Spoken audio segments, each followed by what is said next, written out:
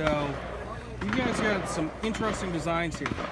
Now, this is a chassis for a Remington 700, correct? Yes, sir. Remington 700 short actions. Short action only. Do you ever plan on making a long action? Yes, and so that's kind of a key feature of the build, was modularity was crucial. So what you see here, maybe with the iPhone camera, you can see the lighting.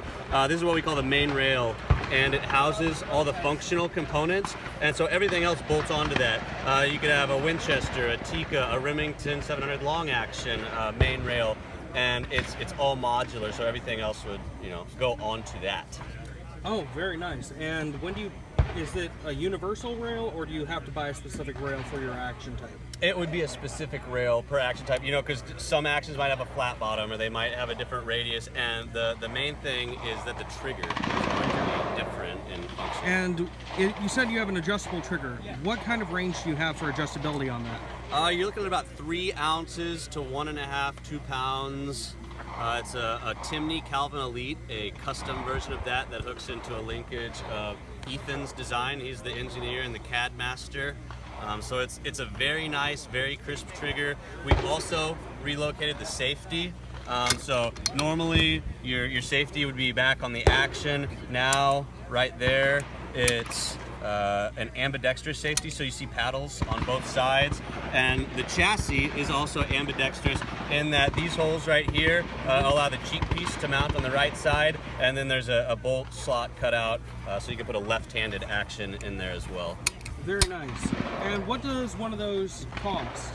It's $2,000 even. That's with the custom Timney Calvin Elite, which is a nice trigger.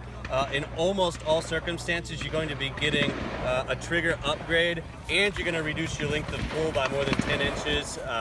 And obviously, saying you're going to upgrade your trigger while switching to a Bullpup is a bold claim.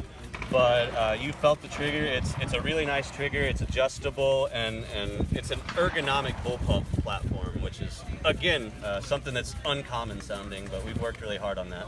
Very nice. And that's just for the chassis, $2,000? Yes, sir. That comes with, everything but your barreled action, so not a full rifle. Yeah. Very nice. And right now you have Remington 700. Do you have any plans as to when you're going to have the other actions available? I can't tell you when, but I will say we've had the most requests for Tikka, followed by Winchester, followed by Savage. Now there's a lot of different bolt spacings for the Savage, so and all of those followed after a long action. Yeah. The first one up that will be next is a Remington 700 long action, just because really the only difference is the length and the op rods of the trigger assembly and the mag weld. Very nice. Now, you've got something really interesting here for the Magneto speed. Yes, so I've seen a lot of people kind of come up with homebrew solutions or stuff where, they want the Magneto speed off the barrel because it affects their point of impact, but there's never been a good feasible option that's kind of universal. So this is a rail mounted design. We do what I would call innovative manufacturing. So some of this is milled, some of it's water jet, some of it's water jetted and milled, and what that allows us to do is the MSRP is going to be $150 of this, a street price obviously lower. This is going to be a stainless rod, and then these are all aluminum 6061 and going to be anodized. So this is obviously a prototype, but it's a functional prototype that works very well. You have a lot of axes of adjustment, obviously length adjustment, and here's an example. I mounted it on a side mounted rail, and I can still get it out of the way of this brake, which is deflecting that blast sideways and down. Of course it's not even interfering with your bipod. Yeah, correct. So I put it here kind of as a worst case scenario, and yeah, you're not interfering with the Harris.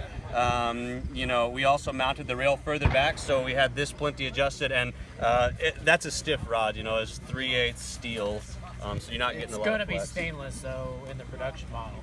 And of course, you can use that to adjust your gun for whatever length barrel you have. Mm-hmm. Even if you have a shorter rail, you can make it work. Yes. Correct. This is an awesome design, and it was really needed for the Magneto speed. Yeah, I think people are going to like it. I've seen a lot of people with Lab Radar. They kind of seem to have, like a love-hate relationship. Maybe the hate stuff is people not setting it up right. But regardless, you're still going to have the thing of if you shoot in a competition and you shoot at a different target, well, the Lab Radar is not going to work in that scenario, whereas this would. So. Okay, and when do you plan on putting up pre-orders?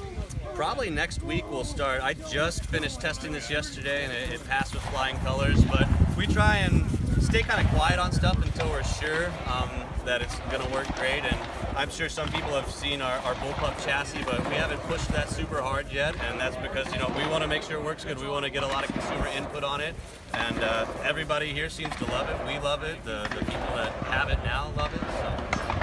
So. Very nice. And will people just be able to check out your website for the pre-order? Yeah, it will be on the website now. You're free. Facebook also. Yeah. Check out our Facebook. Yeah, whenever we launch a new product, it'll be posted on Facebook, on Instagram. But that's what I can tell you about that. I think you'll love the design. Awesome. Well, thank you for your time. Yeah, thanks, man. Thank you.